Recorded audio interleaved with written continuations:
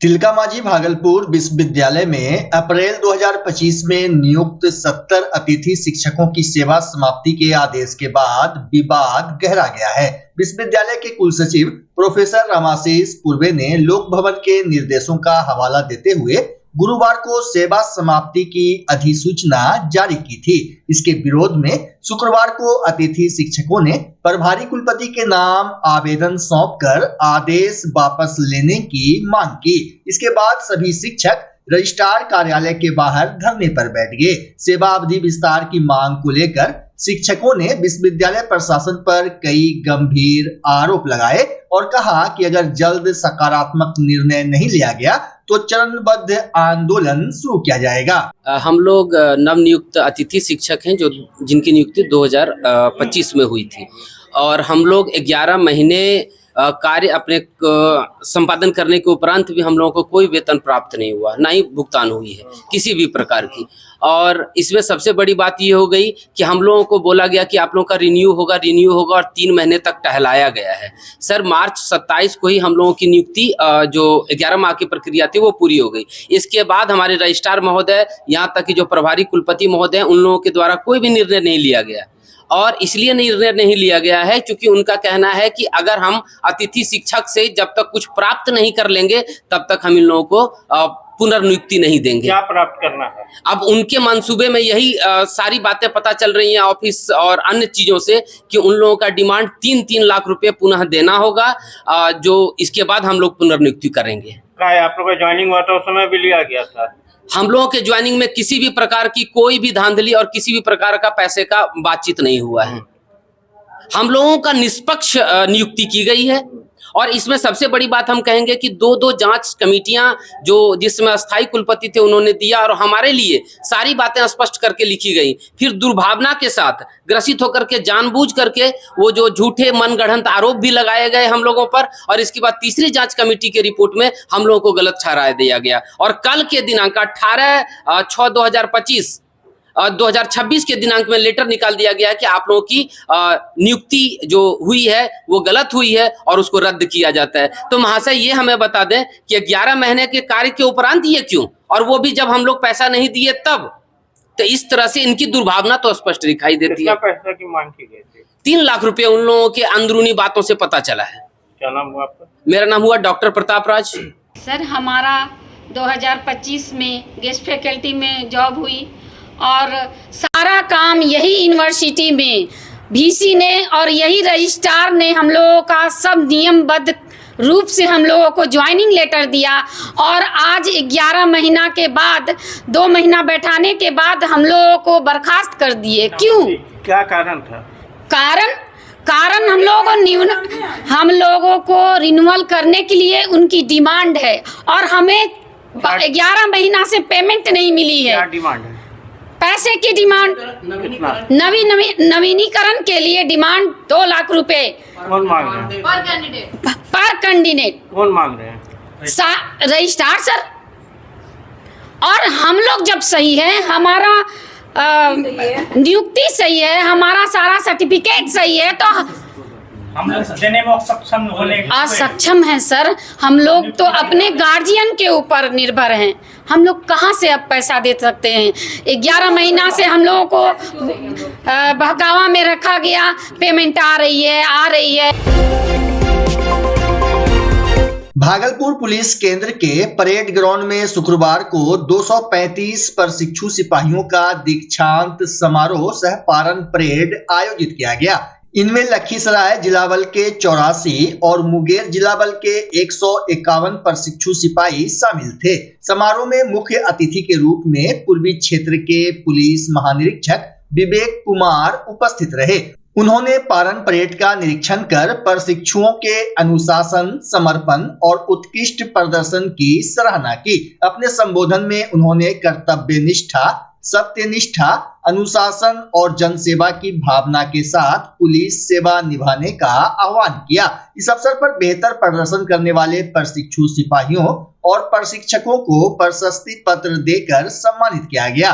प्रशिक्षण के दौरान सिपाहियों को ड्रिल, शस्त्र संचालन, दंगा नियंत्रण, यातायात प्रबंधन एवं कानून व्यवस्था से जुड़े विभिन्न विषयों का व्यवहारिक एवं सैद्धांतिक प्रशिक्षण दिया गया। भागलपुर स्थित कांग्रेस कैंप कार्यालय में नेता प्रतिपक्ष राहुल गांधी का 57वां जन्मदिन उत्साह और धूमधाम के साथ मनाया गया। इस अवसर पर पूर्व विधायक अजीत शर्मा ने केक काटकर राहुल गांधी के स्वस्थ, सुखद एवं दीर्घायु जीवन की कामना की। कार्यक्रम में कांग्रेस के पदाधिकारी, कार्यकर्ता और समर्थक बड़ी संख्या में शामिल हुए। मौके पर अजीत शर्मा ने कहा कि राहुल गांधी देश की राजनीति में मजबूत भूमिका निभा रहे हैं और नेता प्रतिपक्ष के रूप में जनता की आवाज बुलंद कर रहे हैं। उन्होंने विश्वास जताया कि राहुल गांधी भविष्य में देश के प्रधानमंत्री बन सकते हैं। कार्यक्रम के दौरान कार्यकर्ताओं ने सेवा, समर्पण और जनहित के संकल्प को दोहराया। नहीं, ये तो बड़ी खुशी की बात है। हमारे आदरणीय राहुल गांधी नेता प्रतिपक्ष के नेता है, हमारे भविष्य के प्रधानमंत्री है, हमारे पार्टी के सर्वे सर्वा है और आज उनका जन्मदिन है। 56वां जन्मदिन में हम लोग उनको बहुत ही खुशी पूर्वक केक काट के खुशी मना रहे हैं। और आपको बता दें, यही आदरणीय राहुल गांधी जी हैं जो आज कांग्रेस पार्टी ने पूरे देश को आजाद करा के जो विकास किया है, फिर से आदरणीय राहुल गांधी को जनता लाएगी, फिर देश का विकास होगा। भागलपुर स्थित मुख्य अग्निशमन केंद्र को अत्याधुनिक हाइड्रोलिक प्लेटफॉर्म फायर टेंडर गाड़ी मिली है, जिससे अग्निशमन विभाग की आपदा प्रतिक्रिया क्षमता में बड़ा इजाफा होगा। यह आधुनिक वाहन ऊंची इमारतों में आग लगने की स्थिति में आग बुझाने के साथ साथ फंसे लोगों को सुरक्षित रेस्क्यू में भी महत्वपूर्ण भूमिका निभाएगा।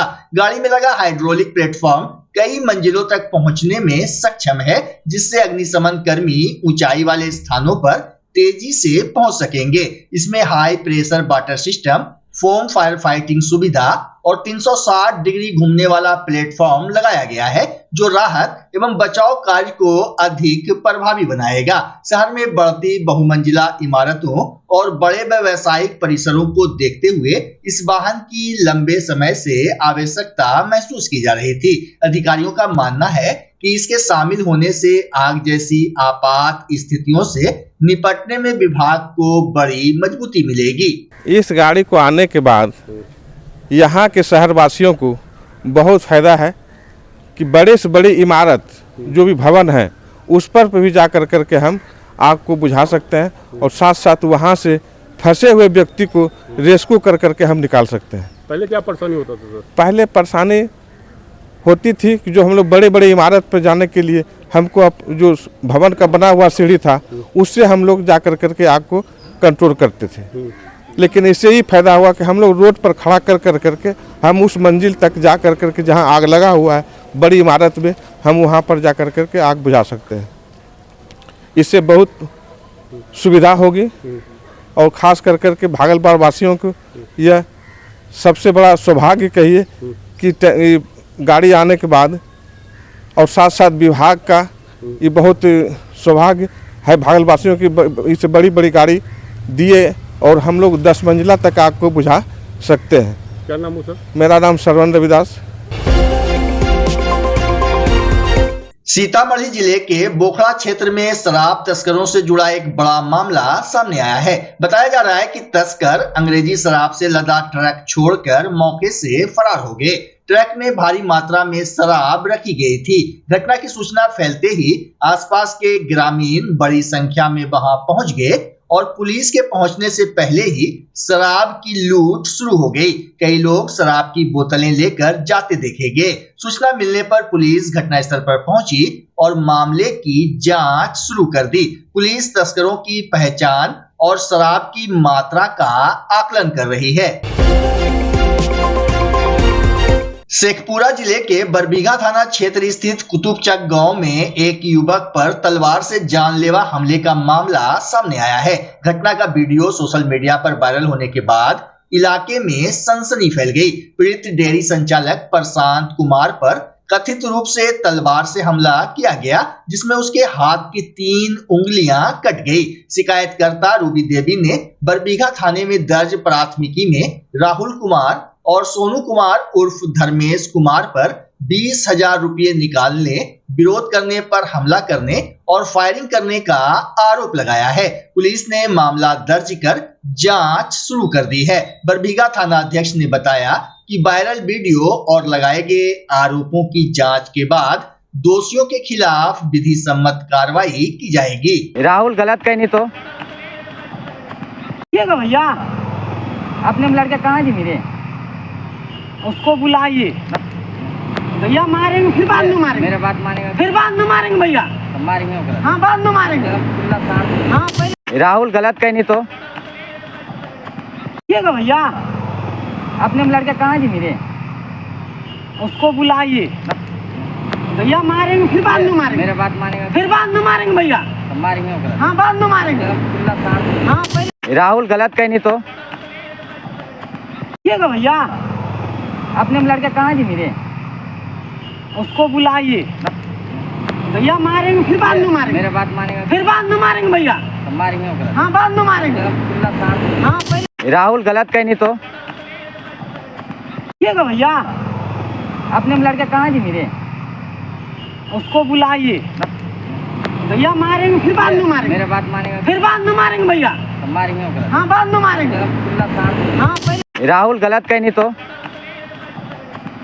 भैया अपने लड़के कहाँ जी मेरे, उसको बुलाइए भैया, मारेंगे फिर बाद में मारेंगे, मेरे बात मानेंगे फिर बाद में मारेंगे भैया, मारेंगे हाँ बाद में मारेंगे हाँ पहले।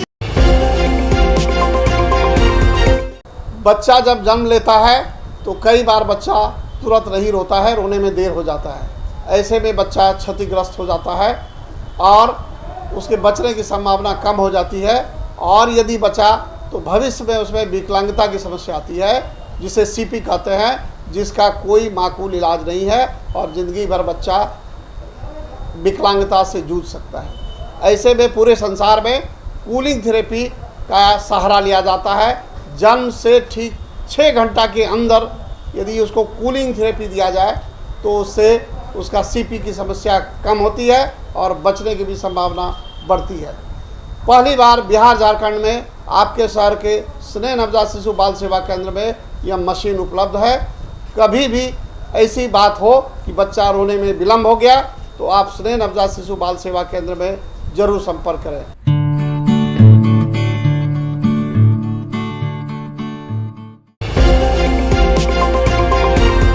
दार्जिलिंग में लगातार हो रही भारी बारिश के कारण बालासन नदी खतरनाक रूप ले चुकी है। शुक्रवार सुबह करसियांग ब्लॉक के दुधिया में बना ह्यूम पाइप का अस्थायी पुल तेज बहाव में डूब गया, जिससे सिलीगुड़ी और मिरिक के बीच सड़क संपर्क लगभग ठप हो गया। स्थानीय लोगों और पर्यटकों को आवागमन में भारी परेशानी का सामना करना पड़ रहा है। वहीं मौसम विभाग ने 21 जून तक उत्तर बंगाल में भारी बारिश की चेतावनी दी है।